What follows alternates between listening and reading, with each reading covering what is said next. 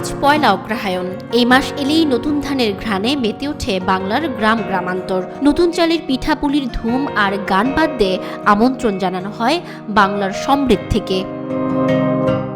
উৎসবের এই আনন্দ শুধু কৃষকের একার নয়, সবার। এরই অংশ হিসেবে তরুণ প্রজন্মের মাঝে শেকড়ের আনন্দ ছড়িয়ে দিতে ঢাকা বিশ্ববিদ্যালয়ের চারুকলায় বছরের পর বছর ধরে চলছে নবান্ন উৎসবের আয়োজন।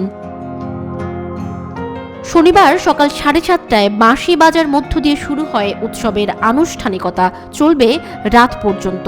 পিঠাপুলি, বাহারি পোশাক, রঙিন সজ্জায় বাঁশির মায়াবী ধ্বনি, নাচ, গান আর আবৃত্তিতে অগ্রহায়ণের প্রথম সকালে চারুকলার বকুলতলা মুখর হয়ে উঠেছে।